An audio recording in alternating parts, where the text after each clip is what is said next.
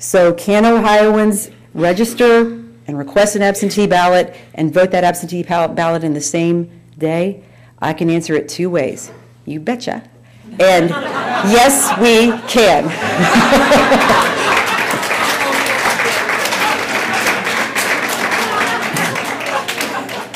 So we're going to be ready for this election no matter which side wins, and we think that March 4th was a good dry run for the state of Ohio. We proved that some best practices that we developed actually worked, and I gotta say Ohio voters were like Indiana Jones because they made it through that primary despite ice storms, power outages, bomb threats, flooding where they couldn't reach their polling locations, and we still had a record turnout.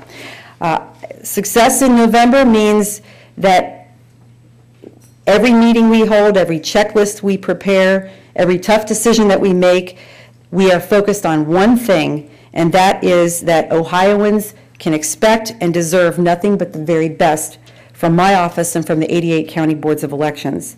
So we'll measure success in November with things like, did the voting lines move quickly? Were the poll books up to date? Were the voting machines working? Did our poll workers know their jobs? Were the absentee ballots handled properly? And did we operate an election people felt confident about? I think that we'll be able to resoundingly say yes. And once again, when we're at ground zero and all eyes seem to be on Ohio, I think that we'll have the opportunity to show the rest of the nation, starting right here in Cuyahoga County, that we are a great state with great people, and our lives do reflect the greatness of our country. And so I'm proud to be a part of this effort in our state, and I really thank you for making it possible for me to talk to you about these things today. Thank you.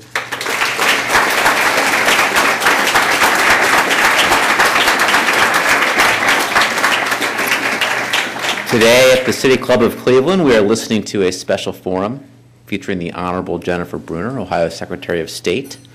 Now we would like to return to our speaker for our traditional City Club question and answer period. We welcome questions from everyone, including guests. Holding the microphone today is Director of Development, Jessica Allen. First question, please. My name is Leslie Huff, and I'm a lawyer practicing in Cleveland. My question for you today, Secretary of State, is concerns the 11th District Caucus and the 11th District special primary elections and the confusion about the special primary, the special general, and the general election. If you could just outline for our citizens the distinctions in voting for each one of those venue, and whether they can in fact vote early for each one or just some, and the process by which they would do that. Okay. Unfortunately, we lost a champion in our community, Congresswoman Stephanie Tubbs Jones, and I say our community because she was a champion for the entire state of Ohio. And the law requires that we hold a special congressional election to fill that vacancy. At the same time, we lost a longtime wonderful servant in the Cleveland community, Fannie Lewis. So there is a special primary election on October 14th that is for the district. In terms of the geographic area, it covers the 11th Congressional District, which is approximately half of Cuyahoga County, and Fannie Lewis's district is wholly contained within that 11th Congressional District. So there is only a Democratic primary for the 11th Congressional election, and Jane would have to, I don't know for certain whether there's a Republican primary for the City Council seat. No. It's not, oh, that's right, okay. So the same voting rules apply, so that, of course, the period of voter registration that ended earlier for the primary than it does for the November general election for the president. So you're going to see 3 elections. People who live in the 11th Congressional District are going to see 3 elections in the next few weeks here. They're going to see the October 14th special primary.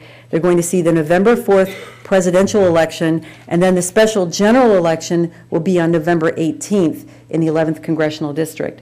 So it's my understanding the board has made arrangements that if someone wants to vote absentee in that primary election, they can do so either in person at the Board of Elections or by mail. And the reason that in working with the governor's office we avoided holding the special primary or the special general election on the same date as an existing election was because of what we experienced in 2007, having to fill the vacancy when Paul Gilmore, former state senator, congressman, unfortunately passed away. If we had them on the same day, literally in each precinct, there would have had to been two separate elections run, two separate mechanisms occurring. So it actually became simpler, less confusing, and in some ways less costly to do these on separate days. And there were some people who said, well, this is just terrible that we're having to run this election for this short period of time to fill the 11th Congressional District. But what if we got attacked by some other country or some other terrorist attack before the end of the year and there was no one here to represent that 11th Congressional District? And one of the beauties of having this election now is that whoever is elected to the unexpired term, it looks like they would still be elected to the full term, and they would then start January with seniority, which gives the people in the 11th District a little bit of a leg up. Now, one other thing, if I dare go this far, is that I think we all know how much Stephanie fought for and valued a fair election process, especially here in Cuyahoga County. And some of our most challenging precincts are in the 11th Congressional District. So it's actually giving our poll workers extra experience by operating this special primary before the general election. And I think somehow Stephanie would have liked that.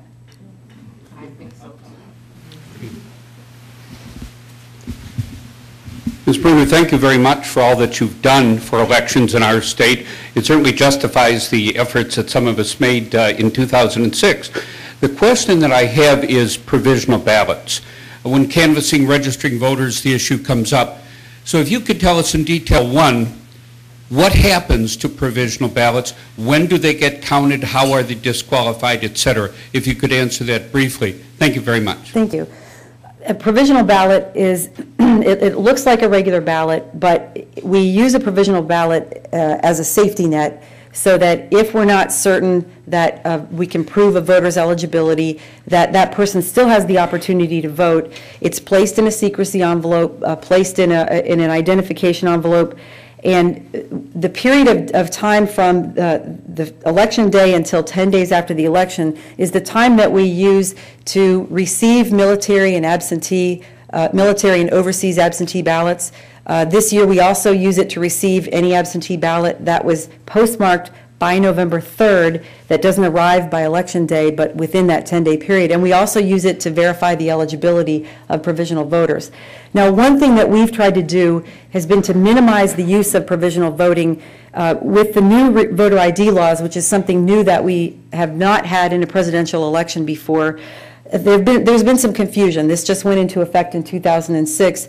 So one of the reasons why we have this quick reference guide is to lay out the rules for what kind of ID can be used and to minimize the use of provisional voting, especially in situations where it's not really needed and the person is actually providing adequate identification to show proof of identity. So provisional voting was originally conceived of as a safety net. To some degree, with some of the provisions in the law, there seemed to be an intent, if you could read it in there, to push more people into provisional voting, which I think sort of turns it on its ear. So what we've tried to do has been to simplify, expand the types of ID so that we can minimize the use of provisional voting, because it does take more time, requires more effort on the part of a poll worker, and when you have a poll worker tied up, it does have a tendency to slow down voting for everyone else, and we want to minimize long lines in this election. Thank you. Hello. First, good to see you, Secretary. I'm Merle Johnson. I'm co-convener of an organization called the Greater Cleveland Voter Coalition. And I just want to publicly thank Director Platten on behalf of the organization for being so responsive and her willingness to meet with us